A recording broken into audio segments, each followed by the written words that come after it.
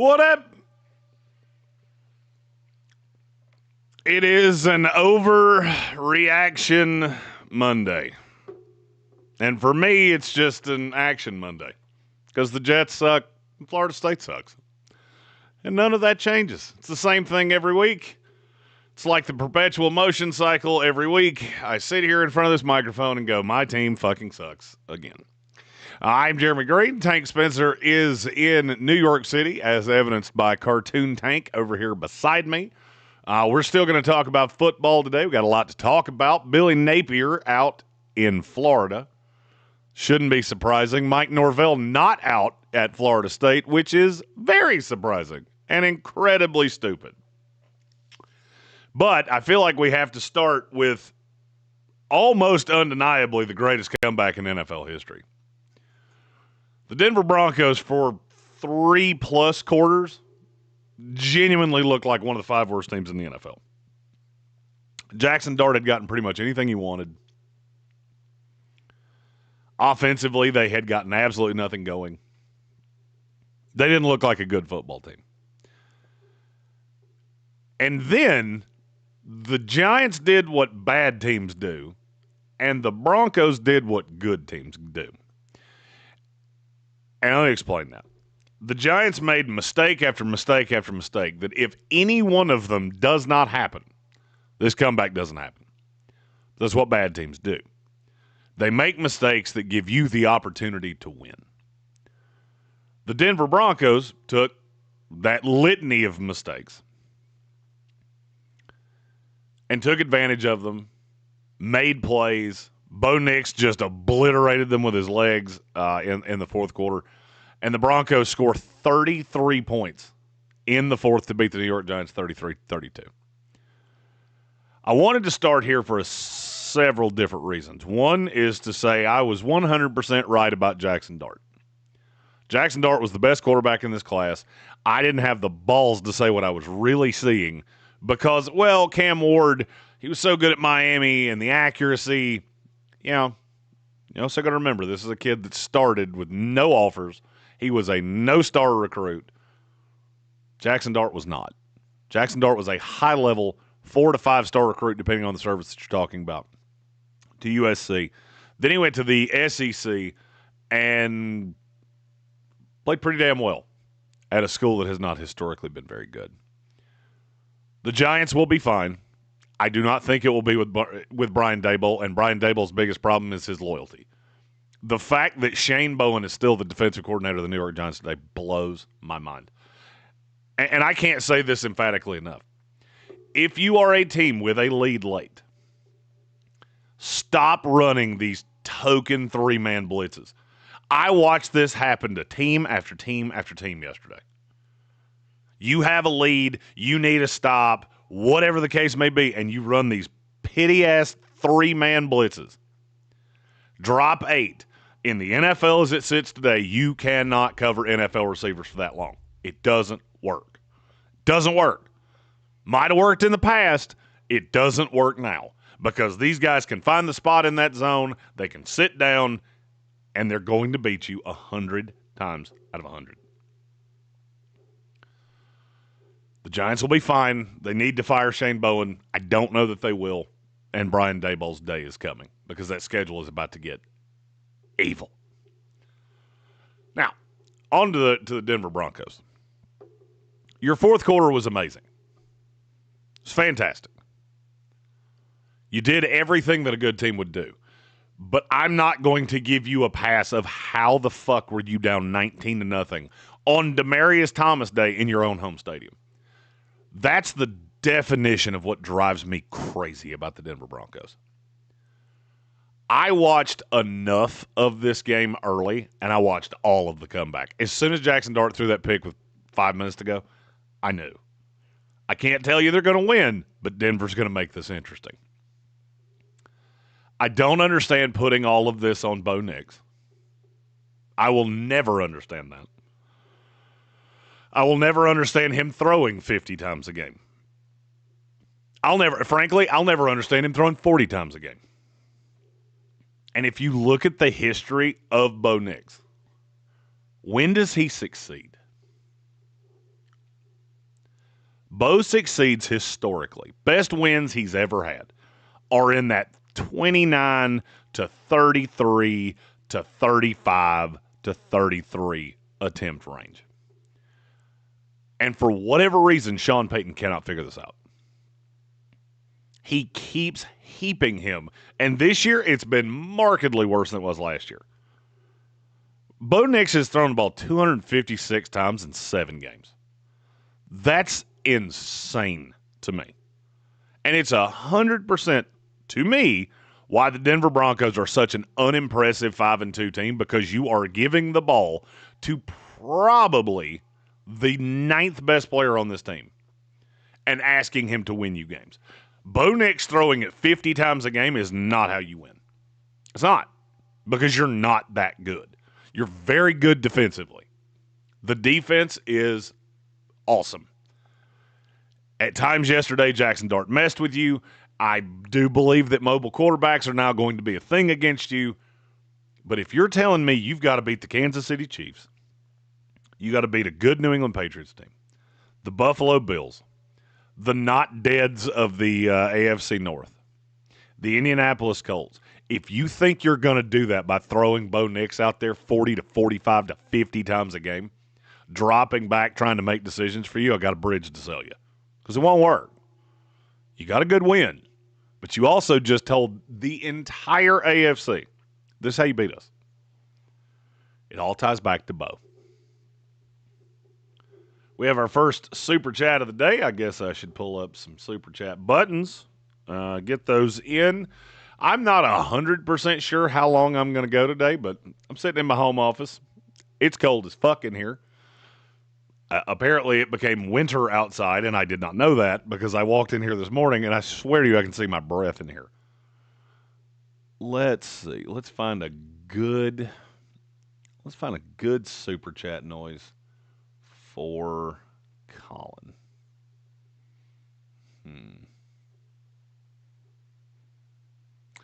It's bad that I don't know what most of these are, and so I'm scared to death to hit them. We'll just go with that one. Colin said, "What up, Jeremy and Tank?" Well, it's Jeremy and Cartoon Tank, but good to see you, Colin. Just going to leave this here. You guys talked about 6'7" a lot last week. 6'7". Look at Geno's passing yards. He sucks. Geno Smith sucks. I don't know how much more the Raiders have to see to understand that just because he hung out with Pete Carroll for a while does not mean he's a good NFL quarterback. Geno Smith's thrown 10 interceptions. He's thrown 7 touchdowns. He's been sacked 19 times. Excuse me. And I know that team's not good. I know the receivers aren't good. I'm well aware of all of that. I don't care. It is brutal how bad the Raiders have been. Finishing that Super Chat. Much love. Very curious what you have to say about my Chiefs this week. Exactly what I had to say last week. You beat one of the 5 worst teams in the NFL. You're getting better. Rashee Rice is a damn dude. You play the Commanders this week, who I still believe in. I know I probably shouldn't, but God almighty, they're killed. Then you play at the Bills, you play at the Broncos, and you play the Colts. That is a stretch where you are going to impress me some way or the other. Not beating a killed Ravens team, not beating a, let's call it for what it is, average at best New York Giants team, who was still playing Russell Wilson at the time. Beating a depleted Lions secondary and beating a god-awful Raiders. I told you that last week. You're not going to get the flowers from me. Not for beating the Raiders. That's what you're supposed to do. Now, am I finding it funny that between the NFL and college football right now, we're getting a lot of teams that aren't doing what they're supposed to do? Absolutely. And there is a merit to you know how to win.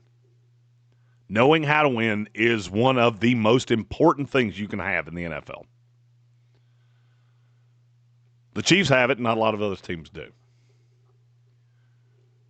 But Kansas City, we're going to find out a lot about what they are and what they aren't in the upcoming weeks. I'm prepared to be wrong because they do look better. But it is very easy to fool me when you're playing lesser competition, which is what they've done in large part. They have 3 wins against teams that I would put in the bottom 10 of the NFL right now. You got to win against the Lions. That's it. That's it. I'm going to go through the chat just solely because I did not have the opportunity to read through these. So, Joshua Brooks, Jags had to be way, way, way down on your power rankings. Trust me, they will be. Falafel, the wide receivers, except Travis Hunter. This is an uncensored live, so we can say fuck the receivers, except Travis Hunter. And Travis Hunter did have a really good second half. He was non-existent in the first half. Gambit fan with our first comment about college football of the week said, nobody in the national media wants to talk about Louisville beating Miami and proving that they are a top 10 team. Curiouser and curiouser. Also, for a second I thought the Giants were good. It's not that the Giants aren't good. The Giants are young and still figuring out how to win. You can pick up little tidbits about the Giants as you watch them. Jackson Dart's very good. Cam Scadaboo eats crayons. They need another receiver, obviously with Malik Neighbors being hurt, and the defense needs a coordinator. You can't have 3 pass rushers that good and be sitting back in 8-man drops. It makes no sense. None whatsoever. Now, as for the Louisville win, I'm not going to say, I can't say they're a top 10 team. And here's why I can't say they're a top 10 team. I feel like 19's too low because they should certainly be ahead of South Florida. To me, they should be ahead of Tennessee. They lost to Virginia. So that, to me, is more where they belong in that 15, 16, 17 tier. The top 10 in college football right now is so abundantly obvious to me that it's pathetic. I think Indiana's the best team in the country. I think Alabama is the second best team in the country. Ohio State would be my 3. Oregon would be my 4. And then we get into the Ole Miss, Miami. If I can look over one bad game, then Georgia falls into that as well. If I can look past your one bad game, which at this point almost everybody's had one, then it's easier for me to digest this. Oklahoma falls into that too. And a lot of people want to say Oklahoma's a fraud. Oklahoma has 1 loss against a talented Texas team with a quarterback that I think was playing with one hand. If you take that one out, then all of a sudden Oklahoma looks a little better. If you don't, then you've got a big hodgepodge of teams going, are any of these teams actually any good? Is Cincinnati, honest to God, a top 15 team? Should we still be talking about LSU? The answer to that is no, by the way. We're going to talk about Brian Kelly before this here program is over. College football is insane. The Georgia Tech Yellow Jackets right now are the number 7 team in the country. It's a wild time to watch college football. But Louisville's good. And Gambit, I will admit to you, I got that one wrong. Because I didn't think there was a snowball's chance in Atlanta that they could go into Miami and beat that team. But I forgot one very important thing. Carson Beck still sucks. Carson Beck has become like the Sasquatch of college football. You keep telling me that this guy's good, and yet I never see it. Miami paid him $4.3 million. I think right now I could be playing quarterback at Miami, and that would still be roughly a 5-1 football team. Louisville is competitive for the ACC. The ACC is also a one bid league. I hate to break it to you, but they are. Whoever wins the ACC should be in the college football playoff, and nobody else should even be considered. Right now, 1-loss teams in the ACC. You got Georgia Tech, Virginia, and SMU that have no losses within the conference. Pittsburgh, Duke, Louisville, California are 1-loss teams. By the way, North Carolina, you just keep finding new ways to win, don't you? Fumble on the 1-yard line against a god-awful Cal Bear team. None of those teams are playoff worthy. None of the teams I just said are playoff worthy. I'm going to be honest with you. Georgia Tech's not playoff worthy. If Georgia Tech right now played Notre Dame, who are you taking? If they played Texas Tech, who just had their bad week, who are you taking? They played Tennessee.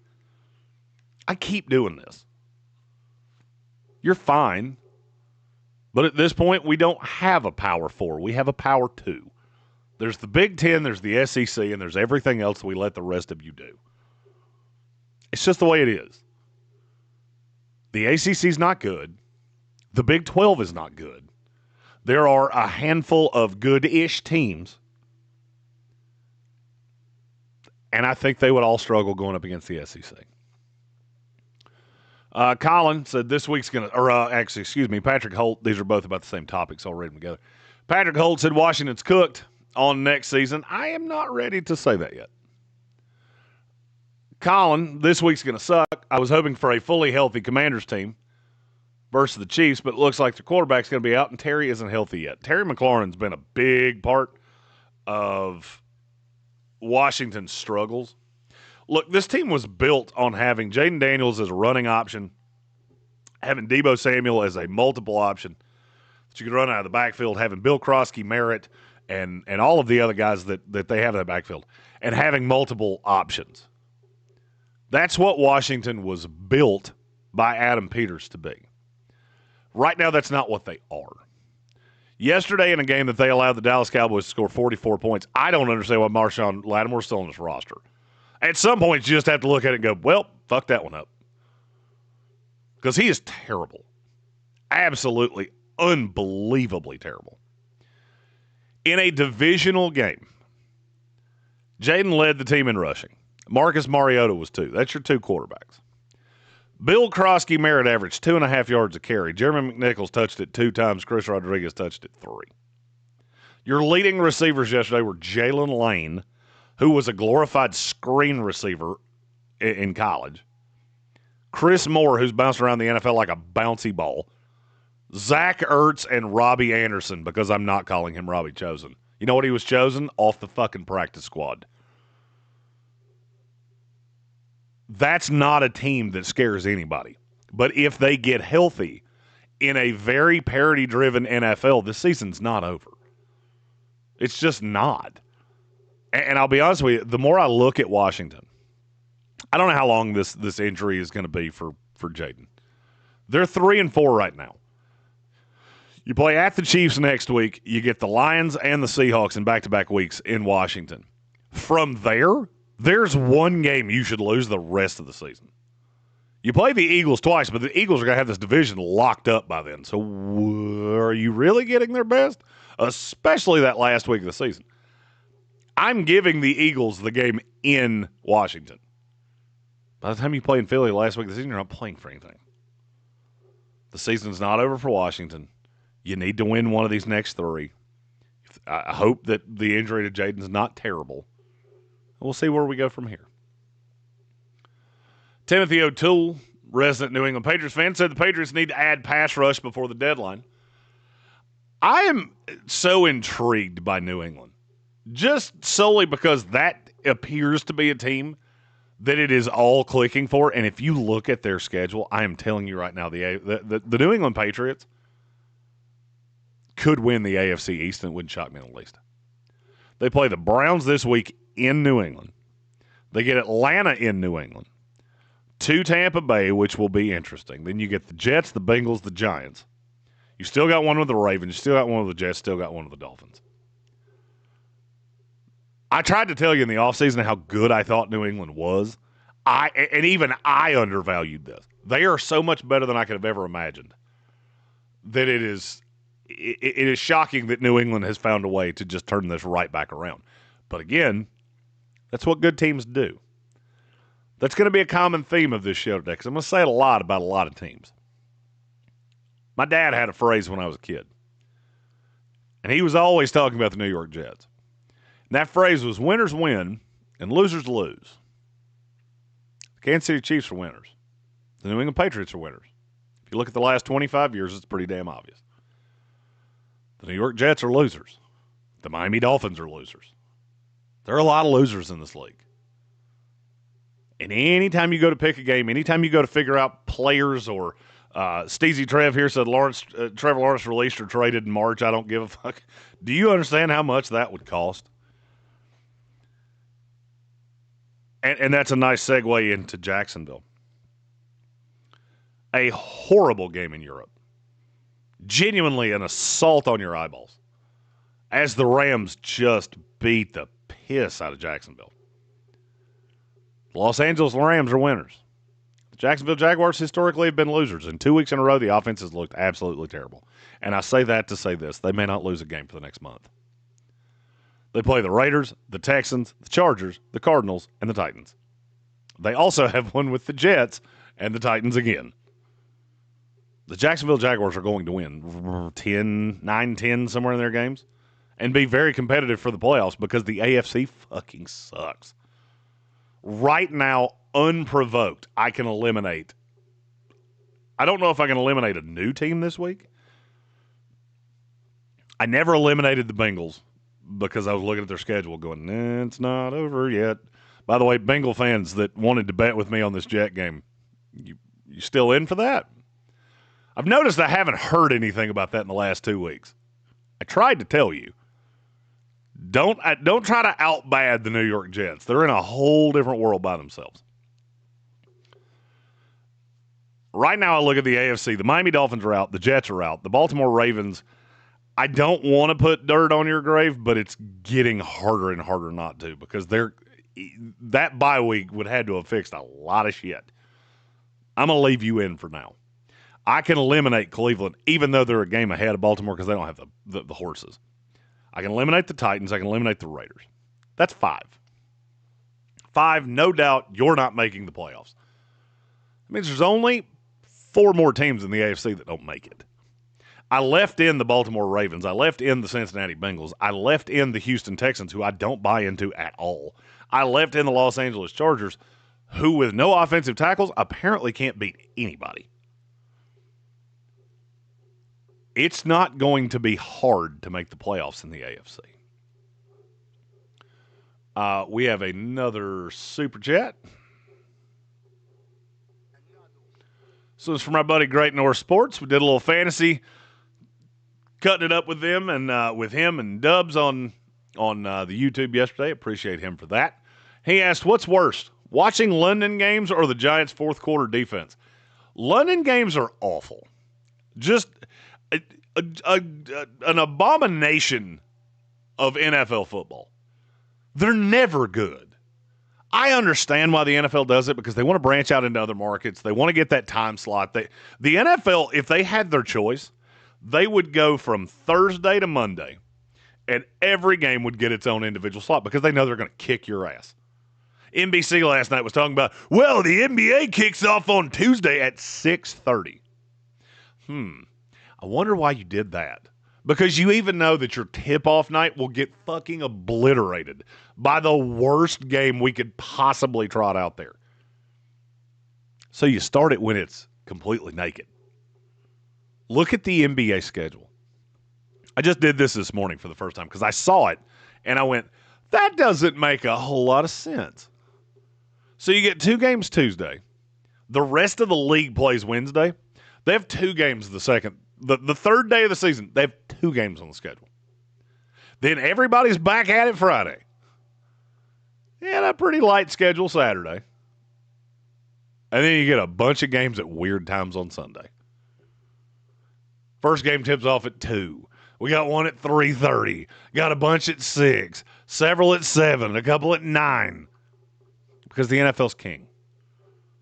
Now, to answer your question, which is worse? It is worse watching the New York Giants defense just absolutely fall apart. Because at the end of the day, NFL football is still better than damn near anything else. Another super chat from Randy L.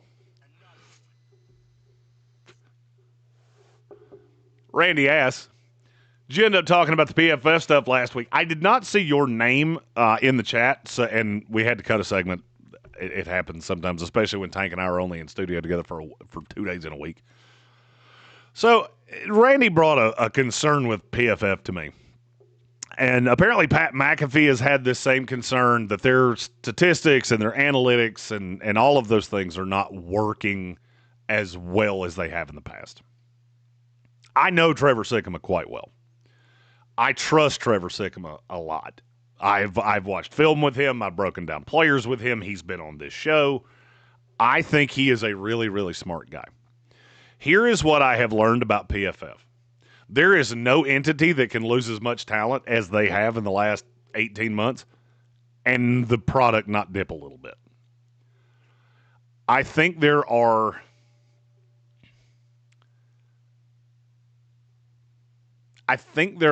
parts of the PFF algorithm that are broken. What he had brought to me was basically that 2 players for the New England Patriots had been credited with sacks in spite of the fact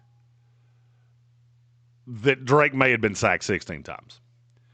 To me, as I went down the rabbit hole, and obviously nobody's going to look at me and go, yeah, this guy fucking sucks. I think you're trying to train the next generation. And I'll be honest with you, that's one of the hardest things about this job is that guys that are good don't want to work underneath you forever. And so you've got Steve that's flapped his wings and gone on. You got a handful of other guys at PFF that were really, really bright.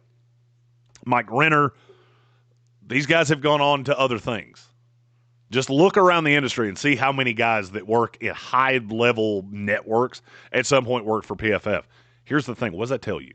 They hire very, very well. They hire insanely well. These guys will get it. Will there be some bumps in the road? Sure. As I went down the rabbit hole with New England, I saw some statistical things that didn't line up. I saw some things that flat out didn't make sense. All I will say is give it a little bit of time. Because to me, it looked to me more like data input error than it did anything else. I don't know that, and maybe I'm giving them the benefit of the doubt. But that's what I saw. I use PFF all the time, and I always give the caveat. It ain't perfect, but it's much damn better than anything else in terms of that. Back to the chat. Rob Johnson, Commanders are dead. I disagree. Talked about that a little bit ago. I think the Commanders still have there's still some hope there for me. Jonathan Israel, Jaden Daniels got hit with another tanker sort. I'm going to steal that because that's fantastic. Tank is the kiss of death. I think we should probably have led with that today. I'm pretty sure that Tank Spencer is actually the Black Dahlia. I don't want him to say nice things about me because I'm afraid I'll get hit by a city bus as soon as it comes out of his mouth. I've never seen anything like it. He said Jaden Daniels for MVP, and Jaden Daniels has been hurt and clunky, and there's a very long depth of the Tank kiss of death. Eamon Report said stock down Washington Commanders. I would agree on that. I just don't think they're dead yet. He also said, Tyrod Taylor, come on down. To what? I mean, it's not like Tyrod was any better than Justin Fields. I think he will be given starter reps. I also think there's no way he doesn't start this week against the Bengals. But the Jets are a joke. I mean, at this point, it is, if I wasn't a fan of this team, it would be comical how bad they are offensively. They had 12 first downs against one of the worst defenses in the NFL. Carolina Panthers, nice win, and I guess. To me, it's free win, but that's coming from a guy that watches the Jets every week. It is hard to put this, it is hard to quantify this. The New York Jets right now are averaging 271 yards of total offense a week. That sounds bad in a vacuum. It's fourth worst in the NFL. Let me put that into perspective for you. In week 1, they had 400 total yards. I'm going to say that again because I don't think that that's going to marinate quite the way that I wanted it to. They had 400 total yards in week 1. They have 1,900 total yards total. Means over 20% of their production was in one game. The other 6 games on this schedule have largely, outside of Tampa Bay, been an absolute joke. Now, if you take garbage time yards away, this could be the worst offense in NFL history. I don't think Aaron Glenn's making it through this first year, and I know for damn sure he shouldn't. The Jets are bad, but that's all that really needs to be talked about with them because they are terrible. Let's see. Timothy O'Toole, Tank killed Jaden Daniels. Yes, he did. Boo him. Boo him. Send him messages on Twitter telling him he is a fantasy serial killer. It's also a real-life NFL player killer. Gambit fan, at this point, anyone who thinks kickers are people are just fooling themselves. You know, I agree with that, but it is shocking to watch some of these kickers now and how far they can hit a field goal from. And maybe I'm biased to that just solely because Aaron Glenn completely refuses to kick field goals. When you can't score, you should take points anytime they're a possibility. But, man, kickers seem to be very interchangeable on the bottom side. If it's not for a kicker, we're not talking about the Denver Broncos today, I promise you that much. Rob Johnson, Joe Witt and Marshawn Lattimore should have been sent home on a Greyhound bus. I don't understand how Marshawn Lattimore is still employed. I've never seen a player go from, well, he was good. I mean, he had obviously declined a little bit in the last couple of years in New Orleans.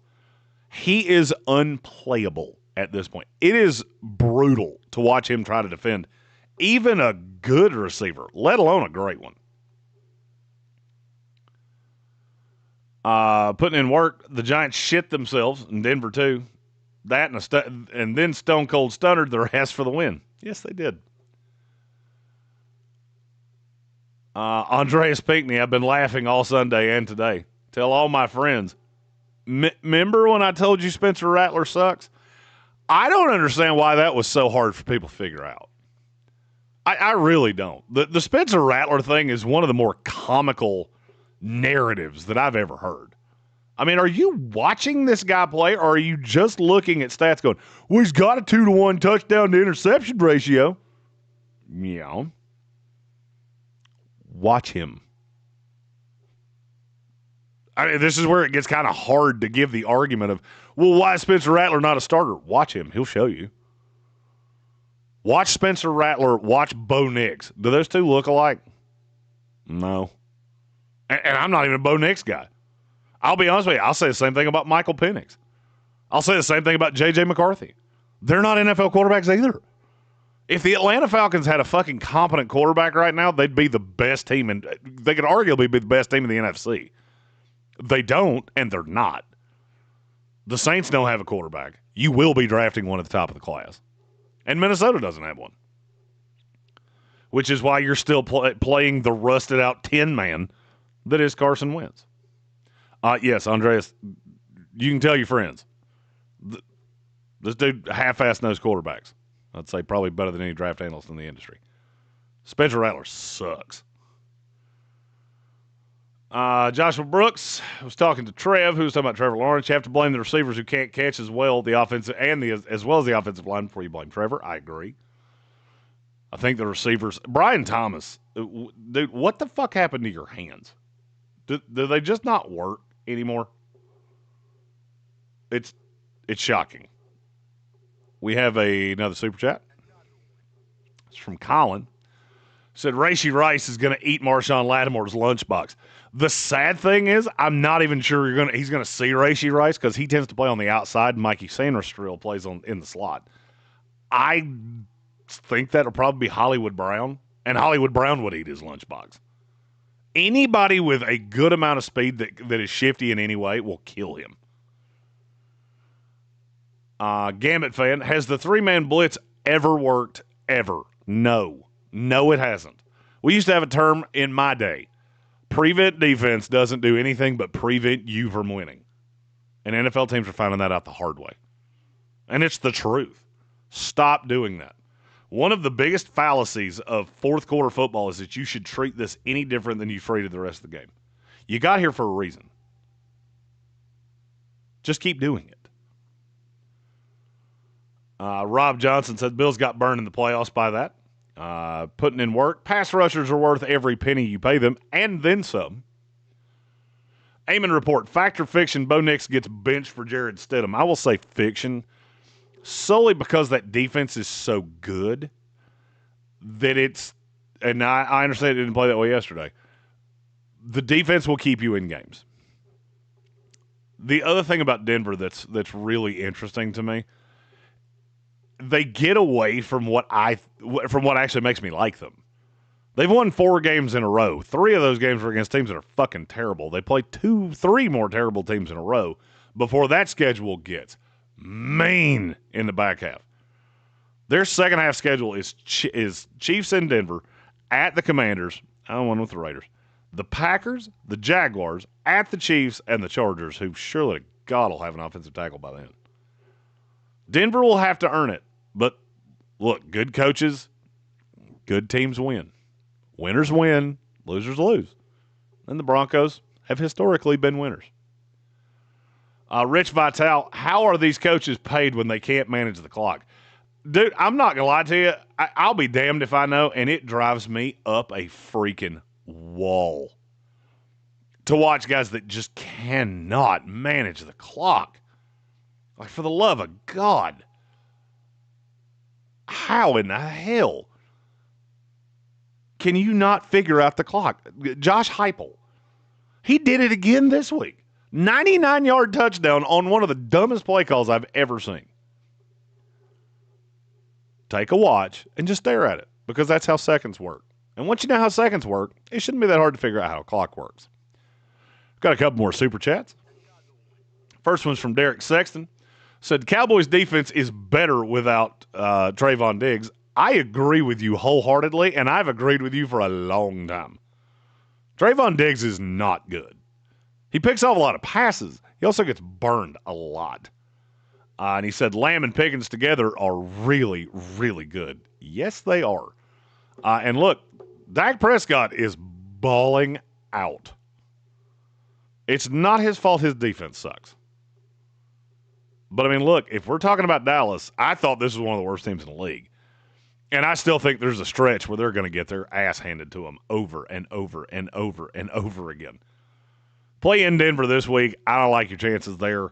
I think they're very even with the Cardinals in terms of talent.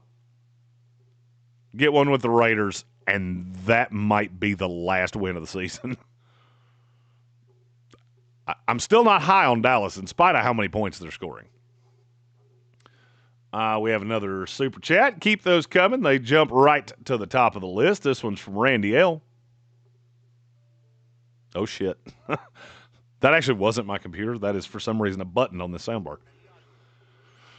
Start bench cut. Marshawn Lattimore, L'Jarius Sneed, Brandon Stevens. Oh, can I change this to start bench kill and send to the fiery pits of hell?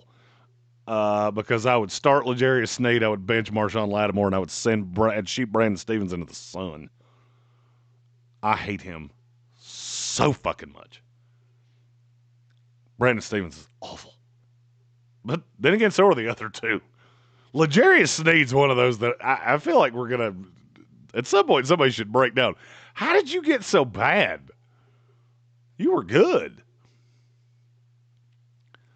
Eamon report, has the game passed Sean Payton by? Let Dobbins run the ball.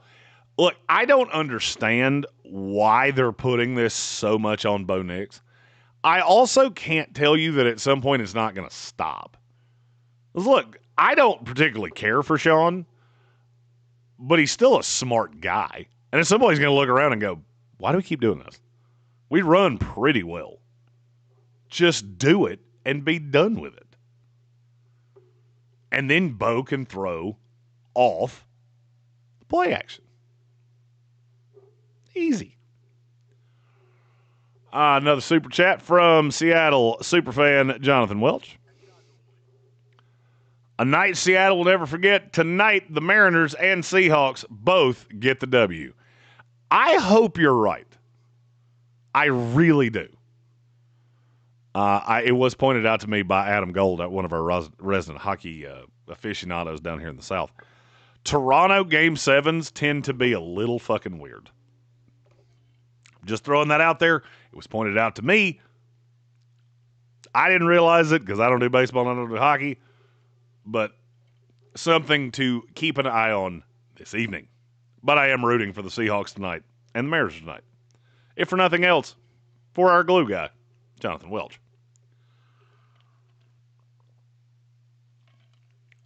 Let's see. I lost my place in the chat. There it is. Putting in work, Bo Nix is not a good quarterback, but he wins because of everything else there. As soon as they fuck up and pay Bo Nix, the Broncos will suck again. I don't know that they will pay. I think NFL teams right now are looking around the league going, holy Christ, at Tua Tagovailoa. That's so bad that I think that may actually change the way teams do business. You've also got a lot of developmental quarterbacks in the pipeline. I don't think you're going to have a ton on the high side this year. Speaking of that, my first mock draft and big board coming out over the next 2 days. Well, let's see.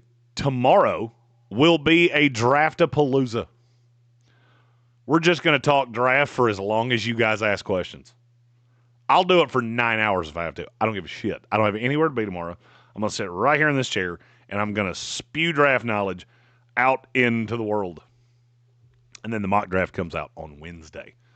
Randy, folks in the South acting like it gets cold there. Stop it. Well, here's the thing. When it was 90 a week and a half ago, and it's 45 now, that's a hell of a culture shock. I know it gets colder up north. We also don't know how to handle cold. It snows here and the fucking city shuts down for 2 days. Greenville, 10 times worse. It snows down there. Shit, you just see people running around like Stuart Little screaming the sky's falling. Eamon report. Fact or fiction, Pete Carroll is one and done. I would have said no, and I don't think he will be fired. But I could easily see a path that he goes, I'm good. I'm good on all this. What do the Raiders do well right now? They have one very odd win against the New England Patriots in New England week 1.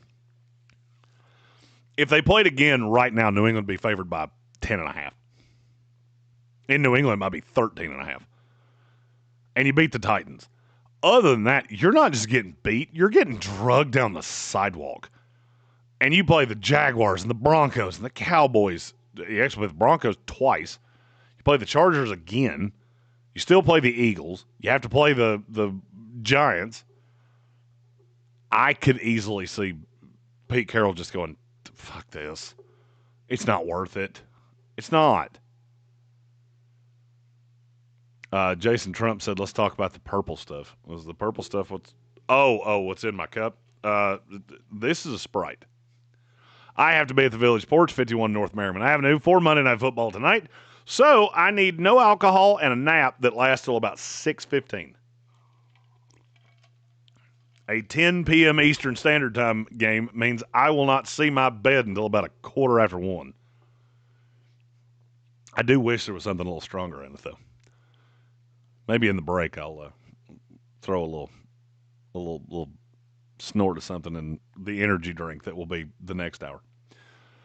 Rob Johnson, Bryce Young's out with a high ankle sprain. Yep, after watching that game, I can officially tell you, I don't care. I don't think there's any difference between Andy Dalton and Bryce Young. I don't think one makes you better. I don't think one makes you worse. What would scare the fuck out of me is why does Dave Canales not see who your better running back is? Yesterday was a comedy of why do you think that you can run Chuba Hubbard right up the middle and anything of any efficacy happen? Chuba Hubbard had 14 carries for 31 yards yesterday, and he didn't run outside the guards one time.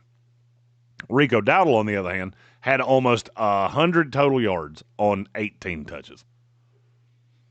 This is not hard to figure out, and it bothers me that you're not seeing it. Eamon report. The Panthers should call the Giants about Jameis Winston. Why? I mean, Jameis is just going to come in and turn the ball over a gajillion times because that's what he does. I love Jameis. I think he's funny as hell. But I don't think it changed anything for the Panthers.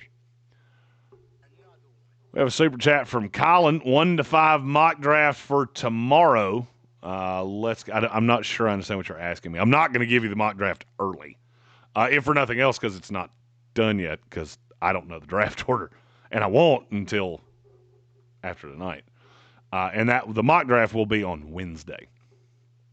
Tomorrow will be all draft questions, and then that will build up to mock draft Wednesday.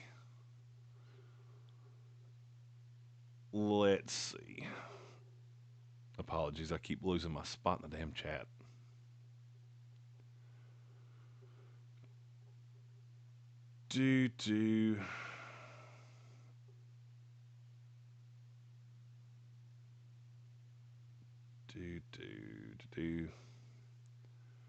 It's here somewhere. There we go. Brian Butler, the Jets may still be at 32. They are. They'll be at 42 if I can find a way to get them there. But the Raiders have no business any higher than 31.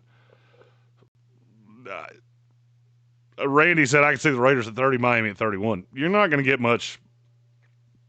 You won't get much pushback from me with that. Miami's 31, though, without a doubt. Raiders can be 30.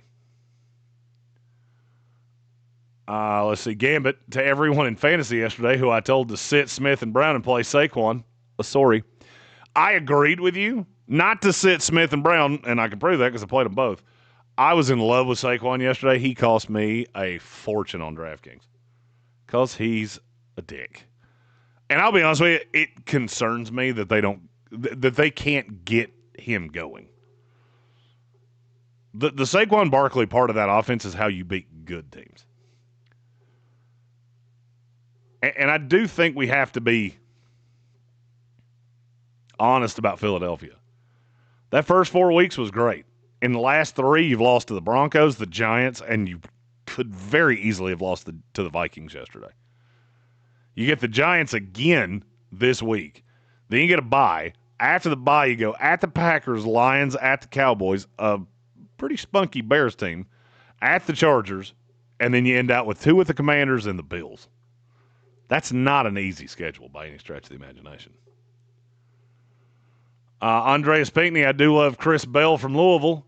He is a dog. You're going to hear a lot about him tomorrow. You're also going to hear a lot about their receiver class me and this receiver class it's starting to get pretty serious because I'm liking a lot of them.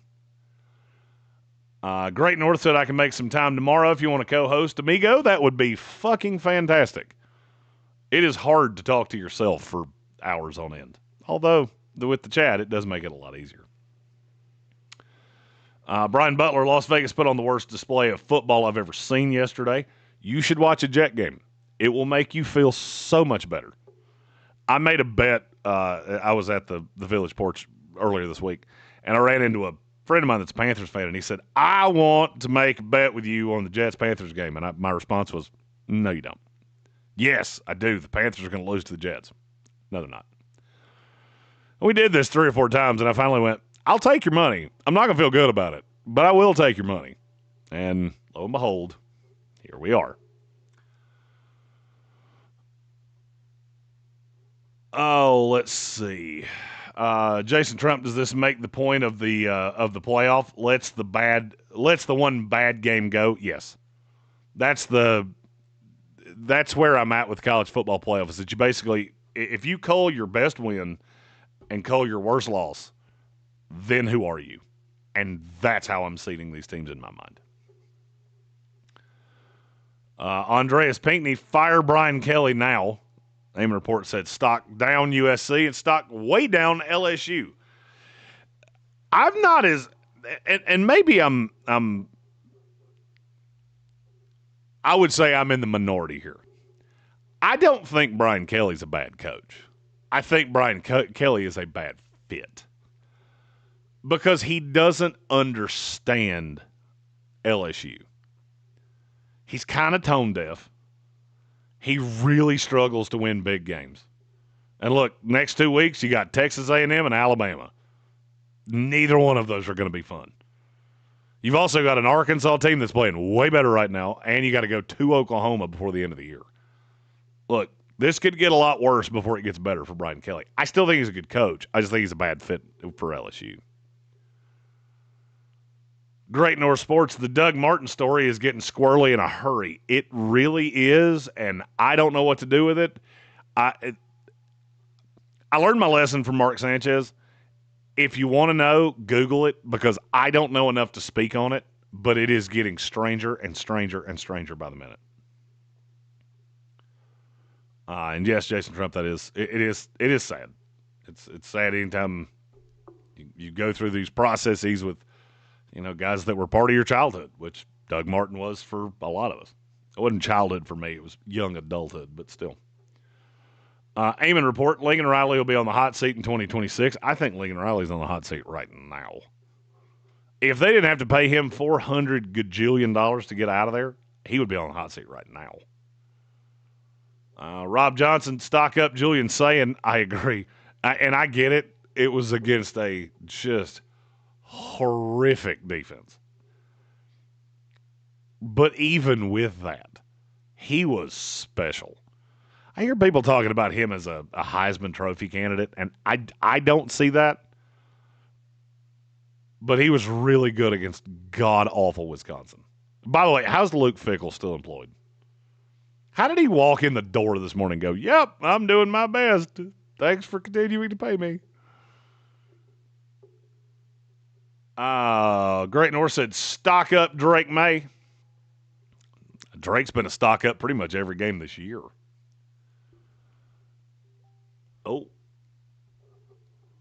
Gotta love when you forget to mute things. Austin Groves, if you play anything besides Saquon in Philadelphia, you're a wizard or crazy.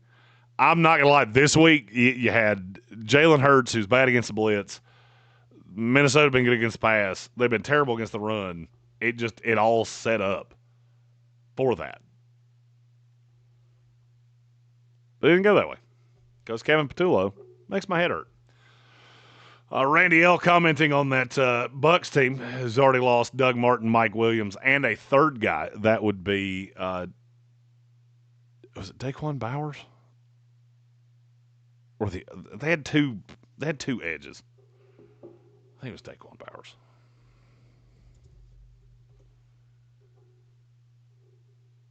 No, it's not Daquan Bowers.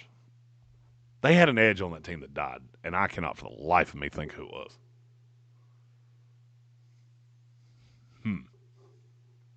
In the chat, if somebody can remember who that was and could chuck that out there, that would be fantastic because that's going to drive me absolutely crazy.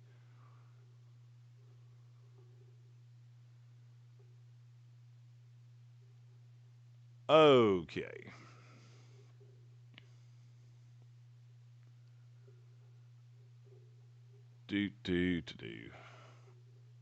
Sorry, every time I have to go to the bottom, I lose my place, and it's incredibly frustrating. Okay. Does Carolina have the money to pay James Franklin after firing Belichick? That's from David L. I would say they do. I think James Franklin's going to get a better offer. I think there's a great chance James Franklin's the next head coach of Florida. That would be how I'm reading the tea leaves right now because I don't think Lane Kiffin's leaving Ole Miss. Kurt Cignetti's not leaving Indiana. I mean, you get Jed Fishy very, very quickly at Florida. And I just can't imagine it getting that bad. Especially when you got Florida State that wants to, wait till the end of the year. We'll figure it out. Or fire him fucking now because he sucks. Patrick Holt said Dallas stacking the box knowing we didn't have anyone to catch the ball from Washington yesterday. I agree. Eamon report, I think Franklin goes to Florida State after Norvell's let go. Hey, I'd be perfectly happy with that. I have a funny feeling it's going to be somebody that pisses me off way more than that. Rich Vital ranked the coaches this week. Oh, we could do that. I mean, top five is not going to change much, but I mean, Mike Vrabel's showing why I've been so high on him. Eamon report says Luke Fickell gets the dreaded vote of confidence. You got to love those. Got to love the vote of kind of like Aaron Glenn gave Justin Fields the vote of confidence and then benched him 1 week later. From Colin, here's my problem with this week. Seems every time Kansas City has a good team on their schedule, they get hurt. Then I come watch the show, and oh well, let's see about next week. That's why I'm getting a little frustrated. Okay, so let's be really honest about this Kansas City schedule. The only good team you've beaten is the Detroit Lions. I mean, you played 7 games. You have 4 wins, and 3 of them are against teams that have combined for 4 wins. So, this is one of those times that I don't know what you want from me. I mean, you want me to lie to you? Yes, Washington's killed. They're playing their backup quarterback. This team's completely different because they're based around a franchise quarterback. I mean, it's just the way it is. So I just don't know what – and I get this all the time of do you just want me to lie to you? Because I'm not going to do that. Kansas City has not proven a fucking thing. Now, here's the difference. They have a lot of credit equity that makes up for the fact that they lost to the Jaguars, and they lost to the Eagles, and they lost to the Chargers. They have that. They also at times have looked horrifically bad. They've looked good at times, mainly against the Raiders. That doesn't mean anything to me. Beating the bottom of the NFL right now is so damn bad that it is the equivalent of beating Purdue. I don't care. I expect you to do that. The bottom 8 teams in this league are dog shit. And that's being as nice as I can. They are awful. So yeah, you come up against hurt teams, it's the way that it is. If you want to believe in them, more power to you. And I think they're fine. I'm not changing what I said because you beat the Raiders. Or this week you beat a shell of the Washington Commanders. Eamon report, Texans are going to get their feelings hurt by Seattle tonight. I want to see if the money on that game has changed. I was thinking about this earlier and I forgot to look. Because I tend to agree with you, especially that game being on the West Coast, being a late start. The money on this was bizarre. It's leveled out a little bit now. Sharp money's pretty split. But Seattle's getting about 2-1. And then you're getting a weird amount of money on Seattle money line just taking the points out of it, which I don't really understand. If you think they're going to, I don't bet other people's money. Randy L., who catches passes for Tampa Bay tonight? No good one. Abuka and Evans are questionable. If they can't go, it's the Jalen McMillan show. I don't even know who else they have. I saw Trey Palmer in New Orleans and went, oh, wait a minute, when did that happen? I think I knew it, but I'd forgotten it.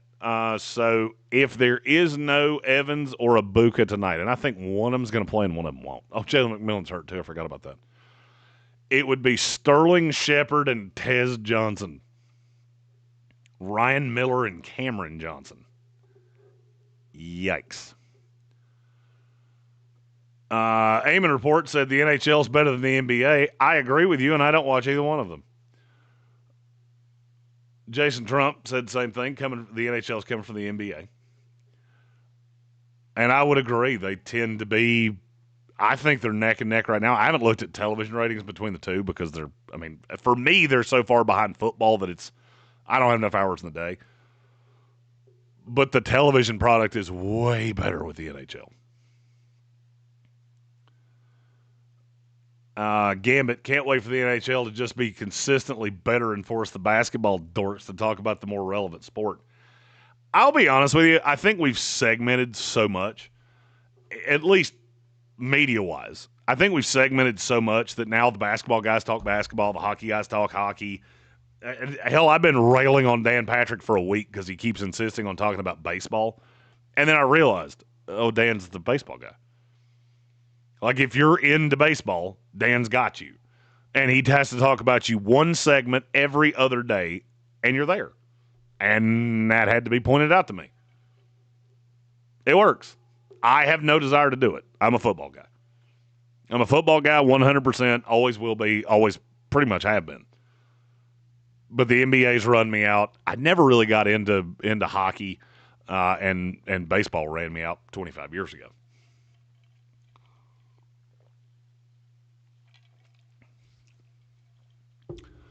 Randy L was talking about the PFF guys. Yeah, I think it's just trying to find their synergy.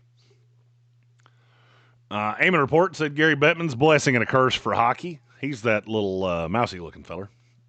I've always thought he was a good commissioner, though. And Derek Sexton agreed with he was the one that said it. The Cowboys' defense is better without Trayvon Diggs. Kevin, the PRF, not a fan of the quarterback running out of bounds sack. Neither am I.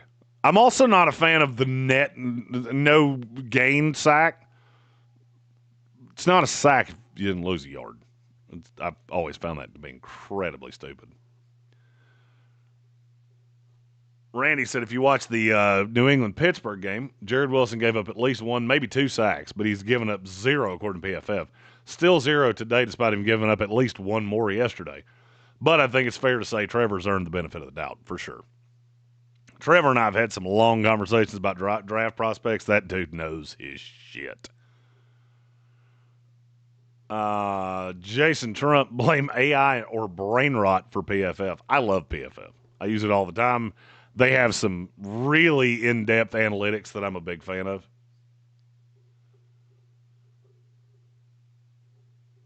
Oh, let's see. Got a super chat. It's from our buddy Colin, who said, going to be brutally honest, if you have to blame the refs when your team's losing to any team,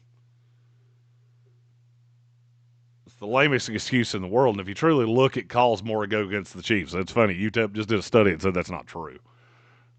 Good teams get calls. It's always been that way. And I can tell you very specifically why it's that way.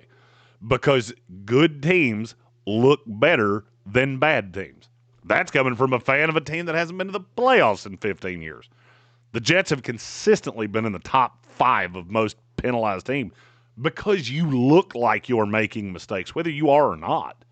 It doesn't matter. Good teams look like they're doing it the right way. This happened with New England. It happened with the Dallas Cowboys back in the 90s.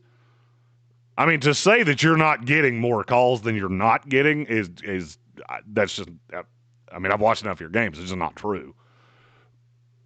But I also wouldn't apologize for it. You know, if people want to be pissed off about it, let them be pissed off about it. It didn't change anything. You still get the win. They still get the loss.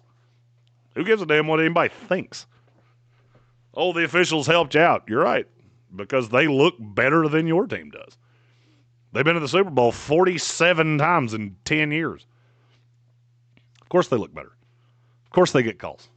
Same reason Michael Jordan got calls. Same reason LeBron James got calls. Same reason Shohei Ohtani gets strike calls. Excellence and elite looks better than good, average, and especially bad.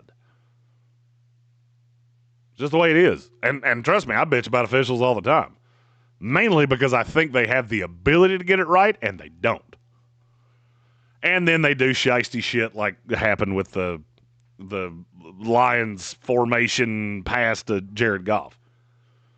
You got the call right. I was wrong. You got the call right. The fact it took 95 seconds is the reason people chime up about shit like that. Let's say Chio said they are placeholder quarterbacks. We have a lot of placeholder quarterbacks in the NFL right now. Just a shocking amount to me of guys. And some of them were invested in. And we took them in the first round. We took them in they're just dudes. Let's see. Be the example. The NHL dropped 12% in viewership while the NBA dropped 2%. Stop with the NHL has taken over the NBA, and I'm a big hockey guy. This is a total aside that I don't want to spend too much time on.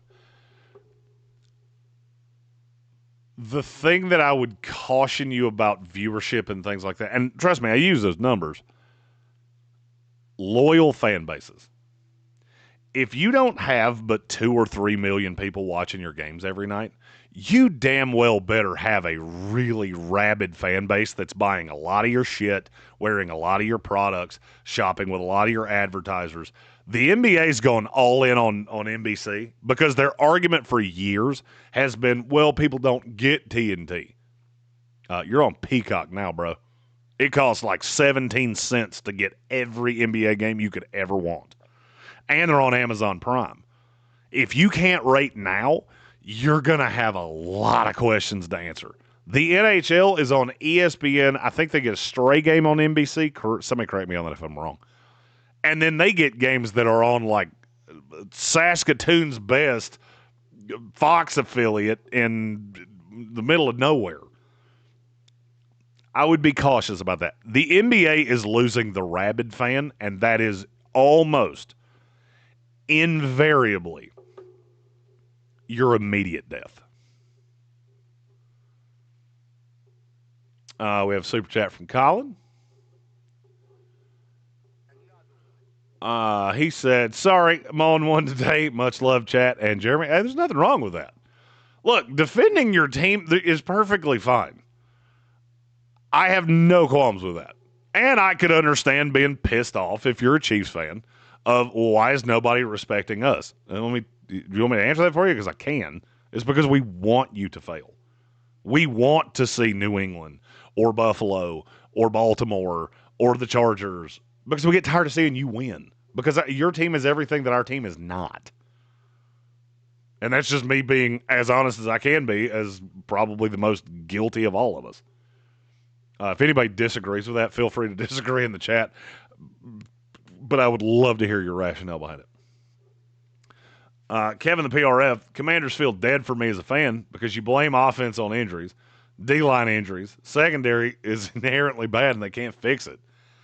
I understand it. I guess I'm looking at the schedule and I'm looking at the talent they have and all the things that went wrong in the offseason with the Terry holdout. I think there is still hope for Washington. I could be wrong.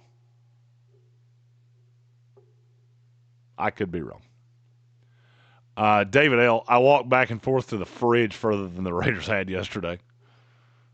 Matt, I'm not sure what your why not comment was to. So in the chat, just check out what that was to, and I'll come back to that one. Eamon report, the Raiders need to start Kenny Pickett until Aiden O'Connell's healthy. There's something I never thought I'd say again. Man, I really would like to see Kenny Pickett starting until Aiden O'Connell can get back out there. Raider fans didn't think they'd be saying that either. Rob Johnson, what I also don't understand is that we did a draft trade with the Eagles so they could get Cooper DeJean in the second round. We took Ben Sinnott, and he never even plays, even with all the injuries to our wide receivers. I've had no less than 20 Commanders fans ask me about Ben Sinnott in the last, I'll say 2 or 3 weeks. I'm not going to lie. I'm connected in the building. I'm not connected enough to, this is why we're strategically making these decisions. I can tell you, and anybody that watched our draft coverage that year, I did not get it with Ben Sinnott. I didn't see it. I didn't understand it. And where we're at right now, I'm not going to lie to you, I'm not surprised. There is nothing about that surprises me. The tape on him was just, it was average. It was average. Sinnott has played oh my God. He's played 107 snaps all year. He's been below 20, 4 of 6 games. Woo. He and John Bates are like right there with each other. And Colson Yankoff is not as far behind him, which, by the way, that's a fucking great name. If you're buying a Commanders jersey, Yankoff is a fucking legendary one. Of all the things anybody could send to the studio, a Yankoff Washington Commanders jersey, real high. And I don't care if you bought it from China. I don't give a shit. I'll put it on Tank. See if I can reverse this curse he's put on Jaden Daniels. Then we set 3 picks on fire for Lattimore, so that's a major stock down to Peters. I like Peters a lot as an evaluator. Sometimes you make mistakes. I mean, hell, I've made a bajillion mistakes doing this, and it's not even my team.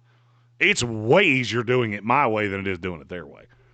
But I can't disagree with you. Those are major stock downs for him. Alex, we did talk about Bryce Young.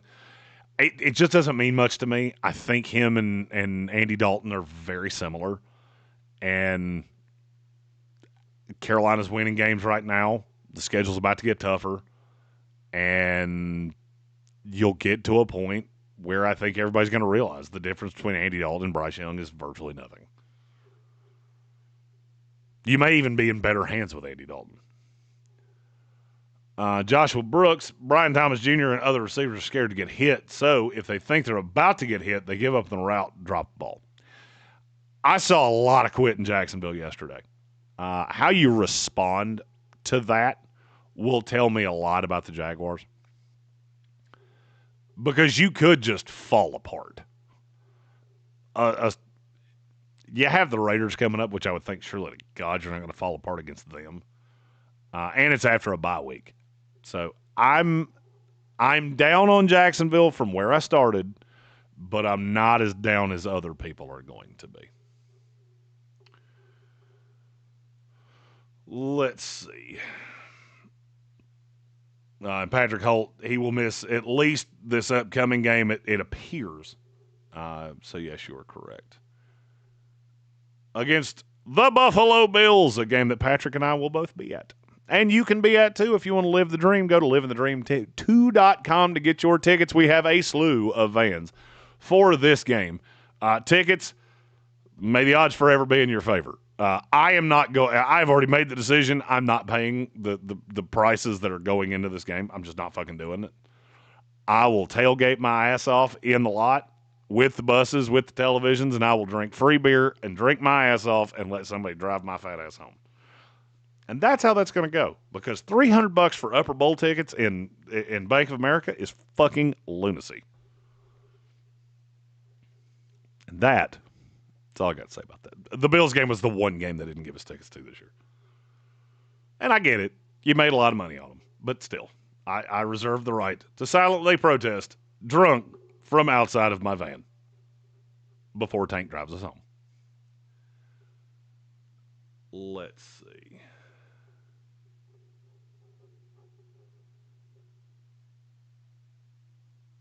Doop. Somehow I highlighted the chat and I can't see shit. There we go. Okay. Oh, damn. I've been at this for an hour and 15 minutes.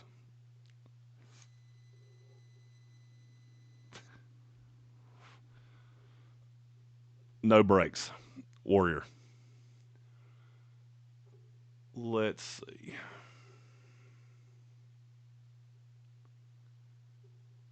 I know it's there somewhere.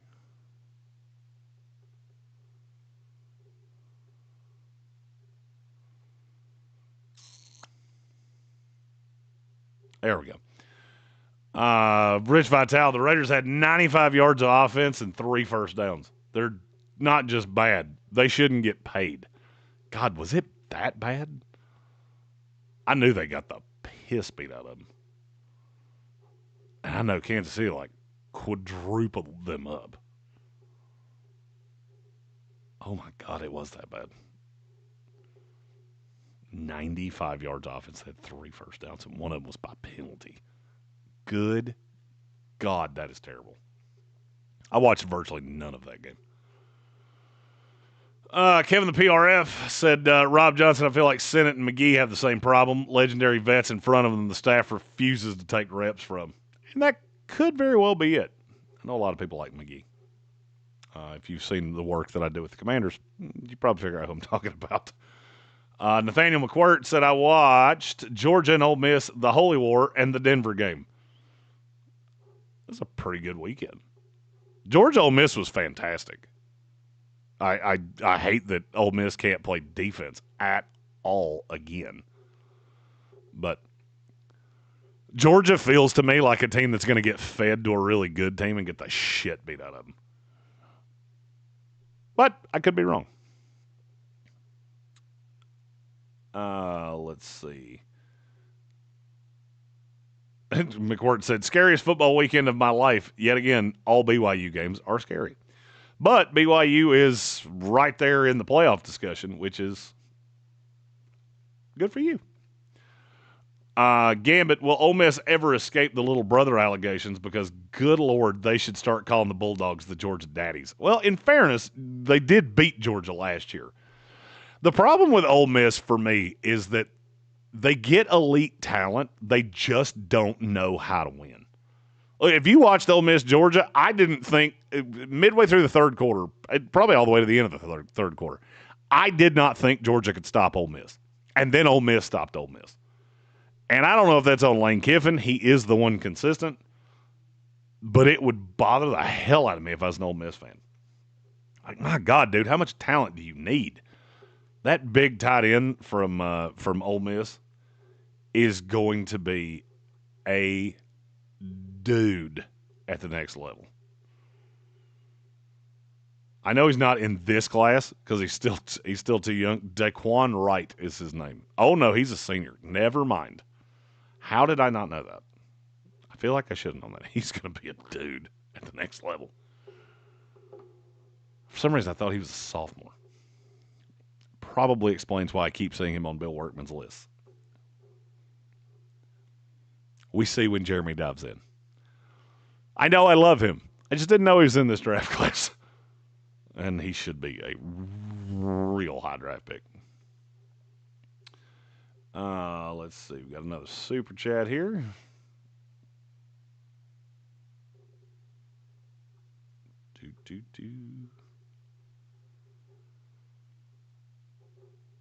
Boop. It's from Colin, said Chiefs fan. Been rooting for this team through the 2-14 season until now. But I understand you wanting someone else in the Super Bowl, of course. And look, the fans of bad teams, which I'm, you always want to see the team that's everything you want your team to be get beat. It's just the way it is. Wanted it with New England, wanted it with Dallas, wanted it with San Francisco when I was a kid. Kansas City now. It's just where it is. But it is a testament to how good your team has been. Oh, Alex S. thought Bryce and Rico could make miracles against the Bills without Oliver. Don't trust the Red Rocket anymore. I understand that. I just don't think anything changes.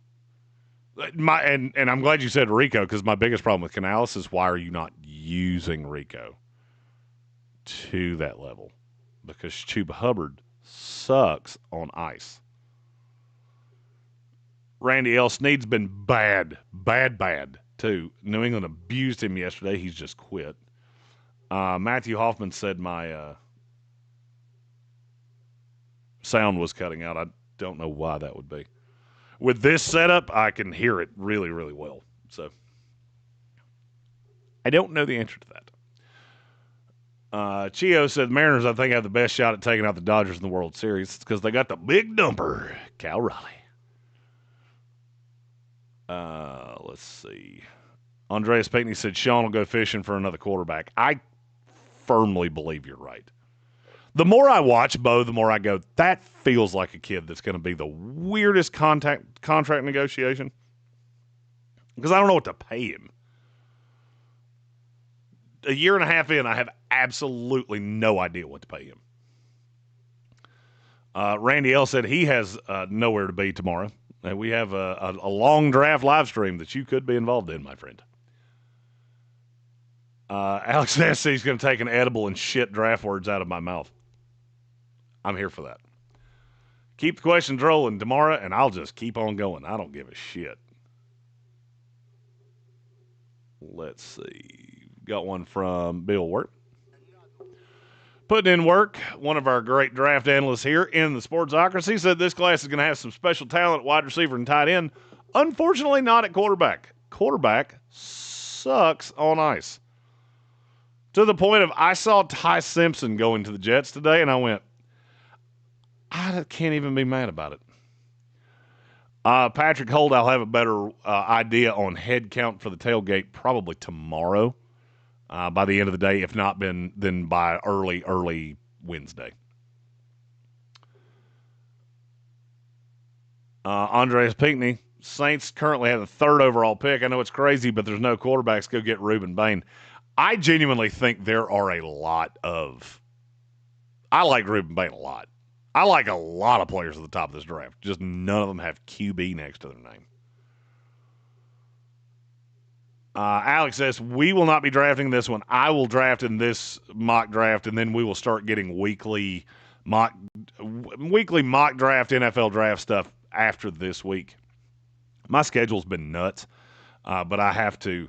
I realized yesterday we've gotten all the way to the end of October, and it's not that I'm not dug in, it's that I'm not as dug in as I should be, and that makes for a really shitty February, March, and April.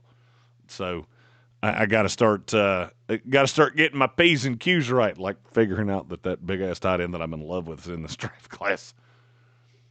Nathaniel McWhirter also saw the Mariners game. Mariners are the only team that I rooted for that didn't win. Didn't root for anyone in the Georgia-Ole Miss game. I always love people that can do that. I respect that. I can't. There is always a team in every game that I hate one of them more than the other, and I can't help but cheer. Joshua Brooks, the Jaguars need to call teams about a competent wide receiver. They're just so invested right now at wide receiver because you got a former first-round pick in Brian Thomas. You got another one that you traded up for. So basically you got 3 ones wrapped up in wide receivers. It's tough to try to invest more in that. Gambit, am I too pessimistic about the Eagles' win yesterday? The only reason we won is because Carson Wentz finally helped the Eagles win a game and a lack of red zone conversions. Jalen passing games equals oof. I cannot disagree with you there. I did not think Philadelphia looked impressive. I thought Minnesota had a shot to come back and win that game. They just didn't do it. So, I mean, I would be worried about Philadelphia to a point. It also bothers me that the defense just looks like dog shit at times. And I cannot wrap my brain around that. Felt like Quinyon Mitchell got the piss beat out of him yesterday. I did not watch the whole game. I was just watching it. I was in a sports bar, so I was looking around all the television. It seemed like every time I looked up, he was getting just drugged. Nathaniel McWhirter, can you please tell Tank not to put the kiss of death on the Broncos or BYU? As ugly as both teams look, they just keep winning. I think Tank's going to be really reticent to pick anything moving forward. He won't say a nice word about the Buccaneers because he's afraid to high holy hell he's going to put the kiss of death on them. Alex S., what's your take on linebacker one? If it's not, it is Reese by a lot. I still like Anthony Hill, but nowhere near as much as that kid from Ohio State. Andreas Pinckney said LSU's going 7-5 or 6-6. That was kind of the numbers I was getting to when I was looking at their schedule earlier. Randy L., everyone's really high on Drake May, but are they overlooking the wide receivers making great catches to bail him out at times? Hooper and Booty's touchdowns were good to great, and Pop reached way back on that 4th down. I think they have a lot of weapons. They only have the one name. With Stephon Diggs. You know, everybody else is more regional at this point. The LSU fans and the Patriots fans know about Kayshon Boutte. Austin Hooper and Hunter Henry are the Melba toast of tight ends. Demario Douglas is a guy that doesn't necessarily pop on the, no pun intended, on the national landscape. I think that's why Drake gets the credit, even though the receivers have been really, really good. He also said Vincent Jackson. That was another name that we forgot earlier that has also passed away off that team. There's an edge, too, and I cannot think of his name, and it's driving me freaking crazy. Matt had a debate with a friend last night. We were trying to figure out who's going to be in the Super Bowl this year, and I'm telling you, I can't decide who in the AFC is going in. Neither can I. The AFC is so bad at the bottom, and I don't think there are great teams at the top. I'm not even subjecting a guess at this point, because secret time, I put the kiss of death on the Baltimore Ravens. Sir Jimothy, just joining. Not sure if you said it, but Phallus sucks. Fire our DC. Matt Eberflus. Even in a win, you're still catching strays. Let's see. Austin Groves and Colin going back and forth about the refs in Detroit. The refs are bad throughout the whole league. They are bad throughout the whole league. I'll agree with that. Let's see. So I guess officially, is Chris Godwin officially out? I haven't obviously been on Twitter for the last little bit.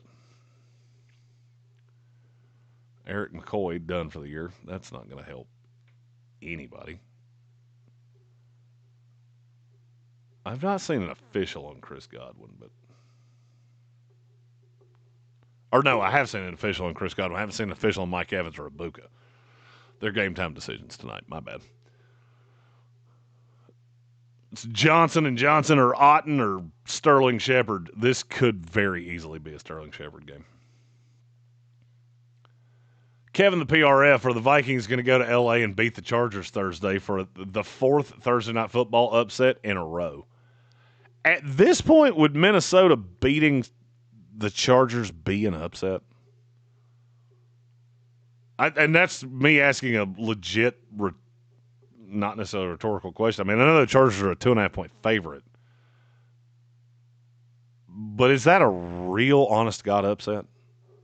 I think those teams are very even. I do kind of like Minnesota this week, to be honest.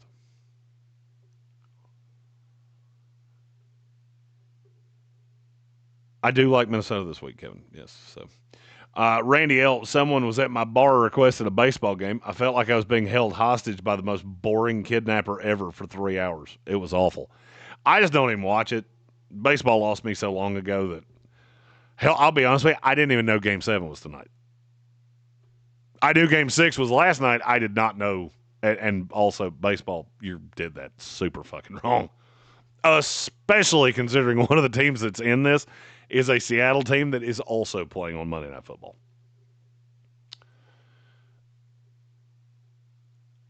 Austin, not very impressed with the Chiefs minus that Lions victory.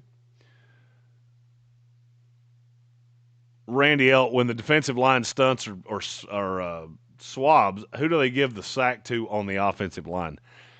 That's another part of – I didn't get that deep when – that is a subjective call. It is not uniform. Not everybody sees it the same way. That is statisticians at the NFL. And I'll be honest with you, sometimes they're out of their fucking minds. That was another thing I wanted to tell you about PFF is they might be at the mercy of the information they're getting. Because that could be, with the staff as thin as it is right now, they may be, the algorithms might be coming off formulas that are coming off NFL stats. Those are not easy stats to get. I mean, I'm with NFL Communications, and it's not easy for me to get them. And I only get them about once a month. Let's see. Patrick Holt, Washington had almost 100 penalty yards yesterday in the first half. Yeah, that was not good. Yesterday was just not good at all for Washington. Randy, laughing at the idea the Chiefs have more calls against them. Stars get calls across all sports. This is not new. Exactly. Andreas Pinckney, quarterback play has dropped a great deal. We all were spoiled by the golden age of quarterback play with Brady, Manning, Breeze, and Rodgers. I would agree with that. The highest high end was never higher right there. There was also a second tier with Phillip Rivers and Ben Roethlisberger and Eli Manning. I feel like that was better than what we're getting in the meaty clackers right now. Also, bad, you moved on from bad faster. Anthony Richardson, there's no reason that guy should still be on an NFL roster. At least not the roster of the team that drafted him. And there are a lot of those guys that and I do love this idea of, I've heard several radio hosts say, see, this is why we shouldn't give up on guys, because they figure it out, or they go to teams that don't fucking suck. Maybe it's not the quarterback prospect, it's the team that drafts them. I think the Jets could have fucked up Peyton Manning or Joe Burrow. That's just how bad they are as a franchise.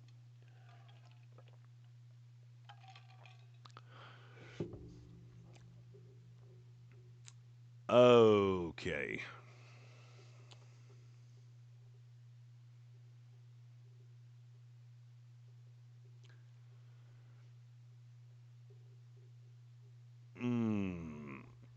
Jonathan Israel, officials didn't get CMC being pulled into the end zone. Yeah, I saw that live and went, how the fuck do you miss that?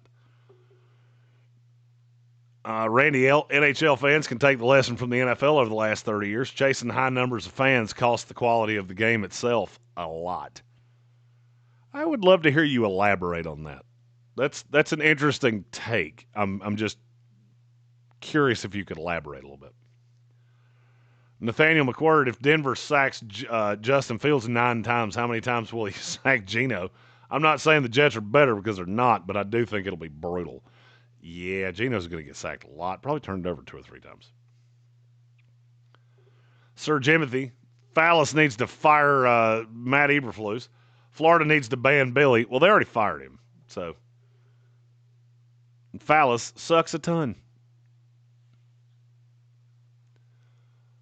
McWord said, especially since the Raiders played him twice, talking about Geno getting sacked by Denver.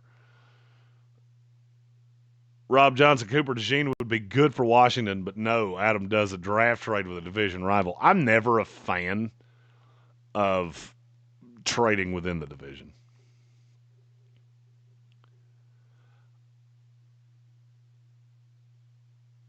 Kevin the PRF, I'd enjoy the NBA a lot more if they eliminated the lottery. Sincerely, former Charlotte Hornets fan. If the NFL can live without it, so can everyone else. I think the draft lottery is moronic. Well, we can't worry about teams tanking. Literally no sport has teams that tank harder than the NBA. Because you all have a shot, so you're just trying to get ping pong balls. It's the most counterintuitive thing I've ever seen in my life. Especially in a sport with 82 games. Because it's hard to be the worst team in the NBA. It is not hard to be the 5th worst team in the NBA, just putting dog shit out there. That's a rant for another day. I will probably go on that the day of the NBA draft lottery next year. Sir Jimothy was talking about nobody wanting to see Kansas City in another Super Bowl. See New England. We had the Patriots win the Super Bowl too much too consistently. I agree. Dynasties are a blessing and a curse for the NFL. And sports on the whole. Because it gives you somebody to either root for or root against. But it also gives you a lot of fatigue when they win too consistently. You need those lulls like New England had to keep it interesting. Patrick Holt said, Red Rocket, oh shit, you aren't going to the game. If I found tickets that made sense, I know how much these tickets cost. And I didn't buy tickets to this game because I assumed we were going to get them from the team. This was the one game we didn't get tickets to. And the idea to me of paying $400 to $500 for a seat that I've paid $27 for to see a team that I literally saw a week ago, that's a little higher level for me. Tank may go. I don't know. We'll play it as it lies. He found some lower level for $300 each on StubHub. I have to use Vivid Seats, and Vivid Seats does not have any of those as of right now. I will check after this, though.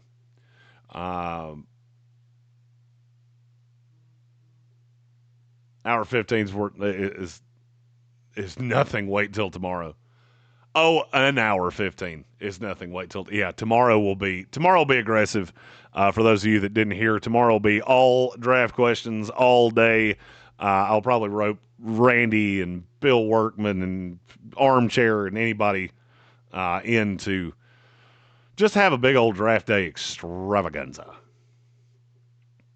Let's see. Rob Johnson, Chiefs had more first downs than Raiders had offensive snaps. If that's true, I can't see that from the stat pack that I get. That is one of the funniest stats I've ever seen.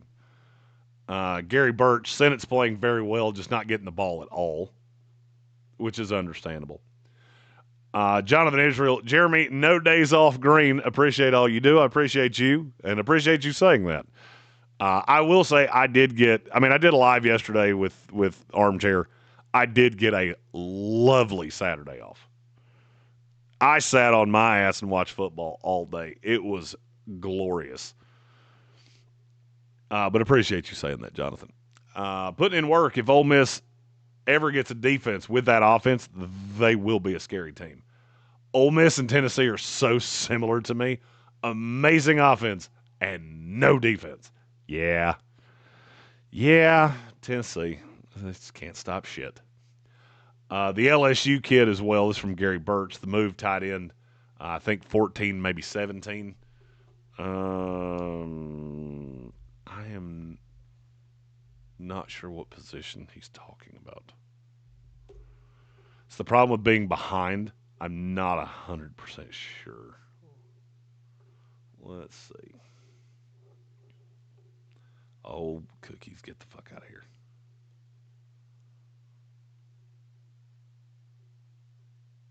Mm-mm-mm.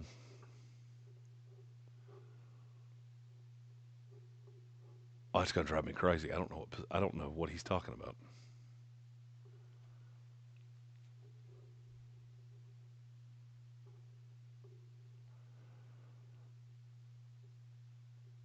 Mm-mm-mm. You gotta love chasing answers down. I do know you're talking about. Oh, son of a bitch! What is his name? Green. His last name's Green. Somebody save me here. I cannot think of his first name. Yeah, he's pretty fucking good too. I do know. It took me a minute, but I figured out who you were talking about. Is it Tredez Green? I think it's Tredez Green. Oh, let's see. Sir Jimothy with a member chat. Phallus is the 30th ranked team, maybe next year.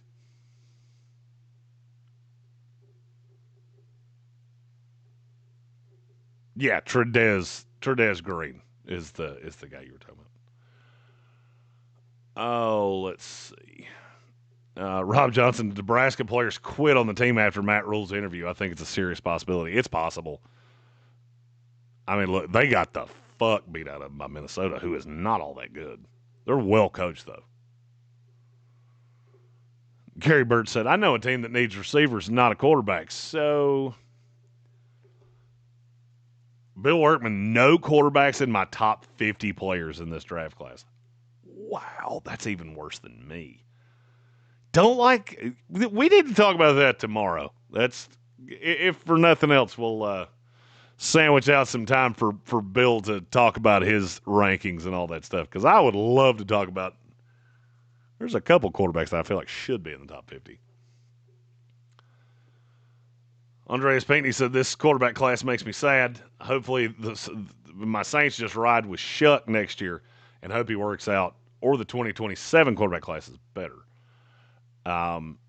Yeah, I at least you have a Tyler Shuck. I have a Tyrod Taylor. I have to take one of these losers. Gary Birch disagree. Disagree. Carson helped Philadelphia win versus Washington all the time. In an act of revenge, I am rooting for the Bucks. Indeed, I think that's going to be a good game tonight. Gambit said Quinion Mitchell absolutely got burned for almost the entire game. Thankfully, T.J. Hawkinson's hands are just for decoration.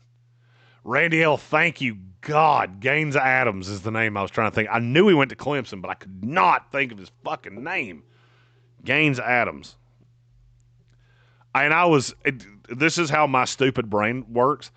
The Buccaneers had a guy named Greg Gaines that I had that in my head, and I knew I was somewhere in the ballpark, but I could not think of his name. Gaines Adams. And according to DraftKings, Godwin is out, yes. Godwin's out. I was confusing him and Ibuka.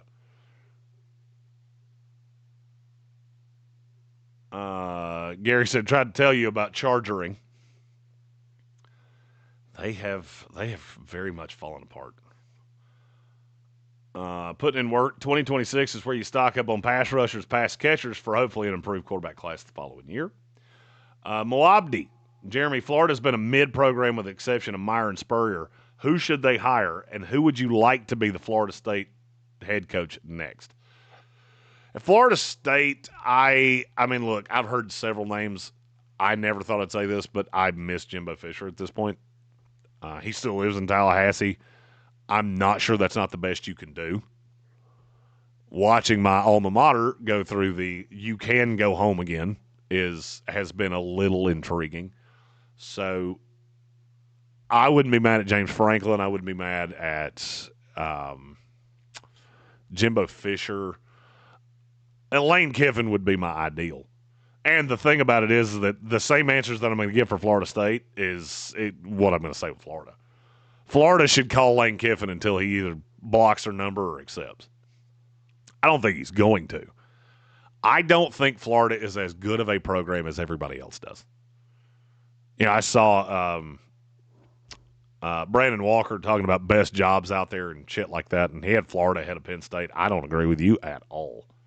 Oh, but I can recruit such a fertile recruiting ground. Well, you have that in Pennsylvania and Ohio, too.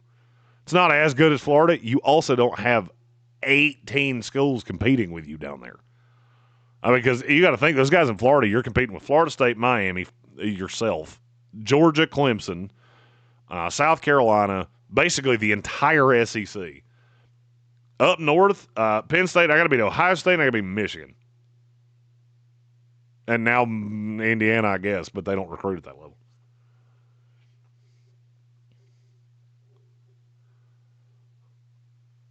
So I would say, Moabdi, to answer your question, I'd say Lane Kiffin's the first call for both. I just hope Florida State stays the fuck away from Deion Sanders.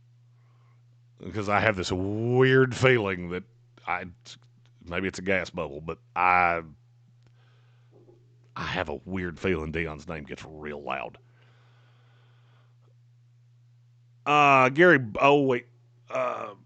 Sir Jimothy said, who was the dumbass that sat Stafford in 2 fantasy football leagues? Oh, right, that was me.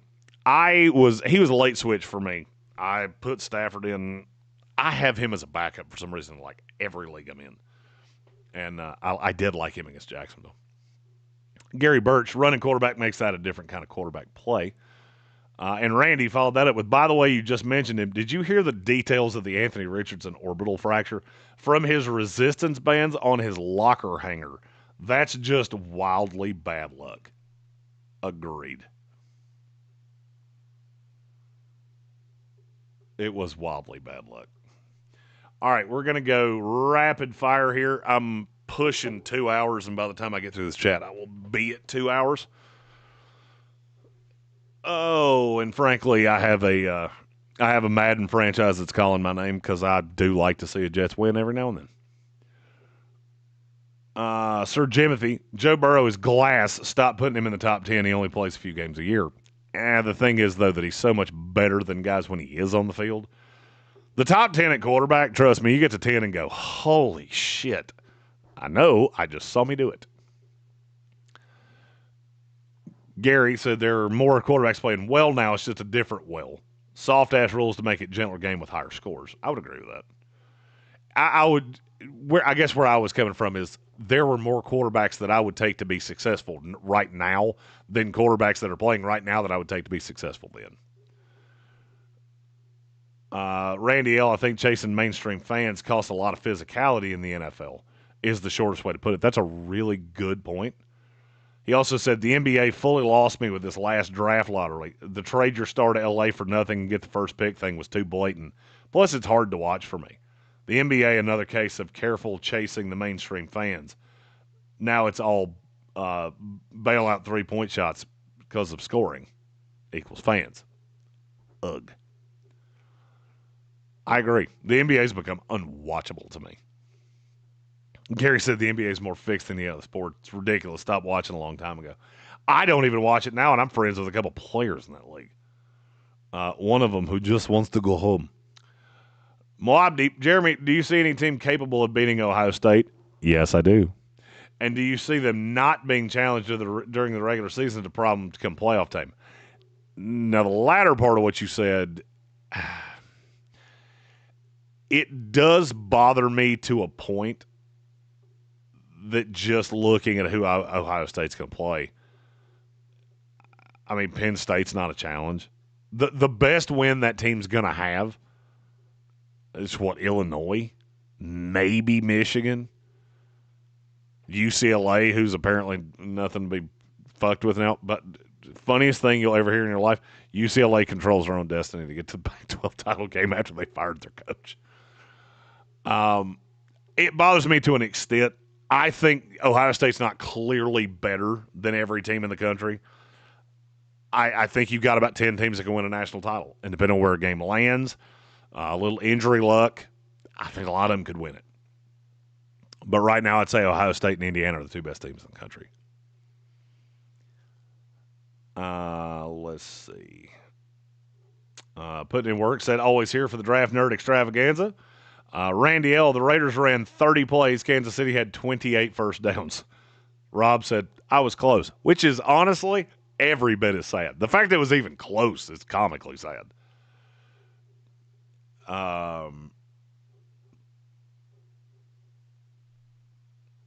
Let's see. Bart Smith, doesn't the maturity level of Mayfield factor into the resurrection of their careers? So he's talking about with Sam Darnold, Baker Mayfield, and Daniel Jones. Daniel Jones was already mature as hell. He went into a buzzsaw with the Giants. And if you don't believe me, look at the 1 year that he had there when things were copacetic. The problem is when you're changing coordinators every single fucking year, I never get comfortable somewhere. Because I have to get comfortable with new receivers. I have to get comfortable with the new calls. I have to get comfortable with the new cadence. There's just all new things happening, and you never get settled. Sam Darnold, to me, was the easiest star turn ever. All he had to do was get to a stable franchise because the Jets and the Panthers were both dumpster fires. Then he was a backup in San Francisco, which it should tell you something that Kyle Shanahan looked at him and went, yep, you come on down. Minnesota, I promise you, regrets the hell out of not holding on to him. And Seattle loves him. So, I mean, their maturity, I don't know that Baker has matured, and I keep laughing at the fact he keeps saying that. I've matured so much. You don't act like you have. You act like the same gunslinger that you always have acted like, that you get up in the face of guys that cannot hit you. Darnold and Daniel Jones, I think they just got in better situations. And now Baker's in a really, really good offense, and he's playing really, really well. It's not just the coaching. They were always talented. I mean, just look at the three guys you said there. One was the number 1 pick in the draft, one was number 3, and one was number 6. They were always talented. They just had to have some form of just a semblance of normalcy instead of getting coaches fired every single year. It was comical, especially as two New York teams. Yes, we were talking about Trey'Dez Green from LSU. Randy L., the real conversation with Bain is going to be the defensive version of the Will Campbell short arms conversation, which I'm here for, and I cannot wait to do it. Timothy O'Toole, do you see any big trades tomorrow? I won't be shocked if you see something. I've been keeping my eye on Twitter just because I know they can't become official until tomorrow, but you had a lot of guys get hurt yesterday. And I think there's a good chance we see several deals tomorrow. Oh, Gary said, as much as I love Lenore Sellers, he needs to transfer. Agreed. South Carolina with Riley, then a filthy top system. Colts. I love Lenore Sellers, but he's not developing. And I think Shane Beamer needs to answer for a lot of that. Gambit, finally, before I head out, Colts Truthers unite. Much love. Appreciate you, Gambit. And you're right. That Indy team is really, really, really good. Frankie Cleary, Jeremy, would a team be better off trading a good pick or two over drafting a quarterback this year biased on my part, but I think Tanner McKee has potential. I do too. I like Tanner McKee probably better than any quarterback in this class, even with the fact he's 2 years closer to having to be paid. I would rather go Tanner McKee. Gary Burt said Kenny Dillingham to Florida State. That one is super popular. And I don't mind it.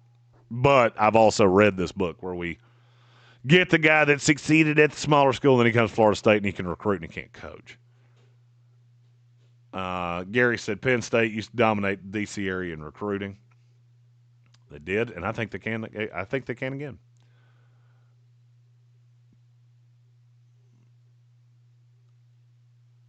Let's see. Gary said, "Don't put that evil on Florida State with Dion." Agreed. Nuck, how you doing? Any fantasy buy lows this week? Ooh, that's a good question. I have to check how owned guys are. If Rondé Gadsden's not owned in your league, now is the time.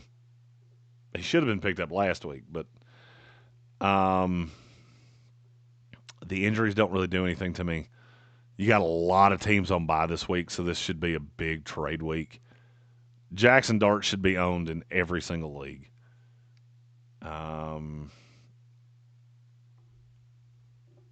A buy low on J.J. McCarthy is not the worst thing I've ever heard if you're in a 2-quarterback league.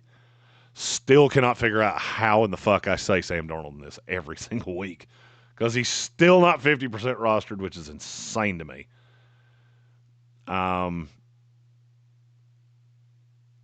Kyle Monaghan is becoming that power running back for the Bears. I don't know how well it's going to go, but he's certainly one that makes sense. This is where I start really gobbling up. If people have tapped out on the backups to my stars, whether it's Tyler Algier, Chuba Hubbard with Rico Dowdle, on and on down the line, I'm protecting my starter. If I didn't get him, 9 times out of 10, guys will tap out because they have to add a kicker or a defense or whatever, and they'll cut the handcuff that they were holding on to. I'm not seeing a ton else. If Brian Robinson's not rostered in your league, I would be picking him up to leverage him in a trade with whoever has CMC. So if you have a CMC at this point and you don't have Brian Robinson, I think you are smoking crimes. And then you get the receivers. There's a lot of them to like. Kayshon Boutte, who I saw was mentioned. Darnell Mooney got a lot of targets last night. The Washington guys, I'm not spending any fab, but I'm intrigued. And this is 2 guys that I own in every dynasty league I'm in. Torrey Horton and Isaac Tesla are guys that I have practically everywhere. And if you need a streaming tight end, you can do worse than Mason Taylor.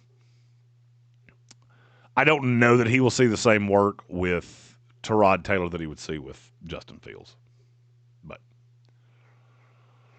hopefully that helped. Let's see. Rob Johnson's Vandy making the playoffs. I think there's a great chance they do. Diego Pavia is just really, really, really good. Randy L said buy low on Booty. All the talk from him has been renewed focus on his maturity, getting rid of bad people in his life, etc. He has grown as a person. That's why he's having the year he's having. I think he's looked really, really, really good.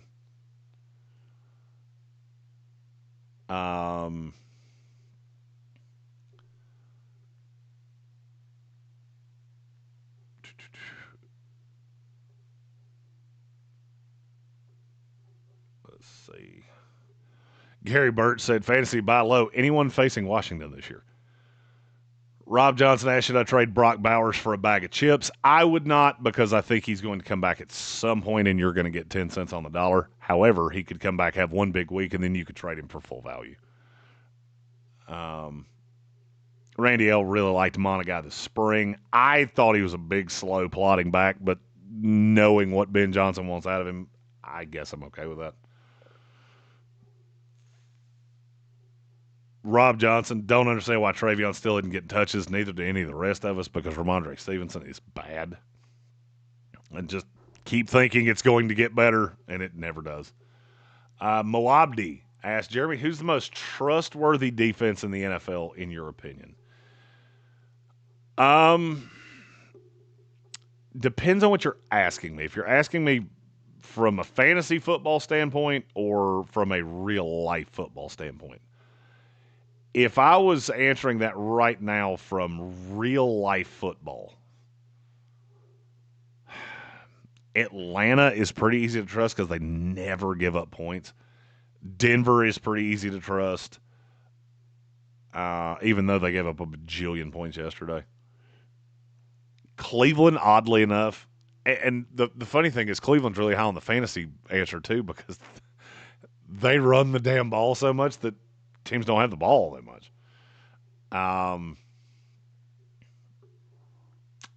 Those would be my answers. I mean, I think Atlanta's really good. Seattle's another one that they've just got a lot of damn dudes. And I think New England is getting better and better and better every single week. And yes, before anybody says it, it does help that they're playing bad teams. Randy L. Tesla's gotten 0 play. He's getting 0 targets. He's out there a lot. I don't know his exact snap count. I've watched a lot of Lions football. Also had a lot of prop bets on Isaac Tesla, which is just shows how big of a degenerate I am. Let's see if I can find Lion snap counts here. LMNO Detroit Lions.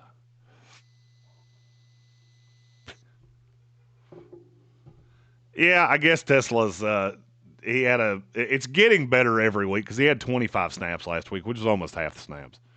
He only played 3 in week 1, somehow caught a touchdown, which is insane. He's played over 20 snaps 2 weeks in a row. The Tords are heading nice for Isaac. A nice second half for Tesla.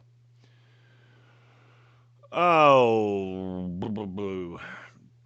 And Darnold says nuck. Yeah, Darnold, for the love of God, pick him up in your leagues. I'm starting him everywhere. And in every league that I have Sam Darnold in, I'm at least 4-2. Randy L. said Jennings got more touches yesterday than Henderson, which is insane. It's gotten bad for Travion. Austin Groves, what do you do with Brian Thomas Jr.? I mean, you took him so high that you don't have any choice. I mean, I don't. If you're really good at receiver, you know what I hope you did? I hope you had Rashee Rice, as I did in both the leagues that I have Brian Thomas Jr. So now I have an extra borderline wide receiver 1 that allows me to play the matchups. Putting in work said the most trustworthy defense is the one playing the Jets or the Raiders. That would be my fantasy football answer. Randy L. said Tesla and Henderson are kind of similar. Team loved him, gave him work in preseason, won't look at him in the regular season. They pulled Henderson off kick returns even. Chisholm's finally playing, and when asked, they said they only had 2 running backs and needed to save him. Then they didn't use him. It's really weird. It is odd. It is odd usage. Last question of the day, Nuck. How do you view Jordan Mason rest of the season with Aaron Jones? It is.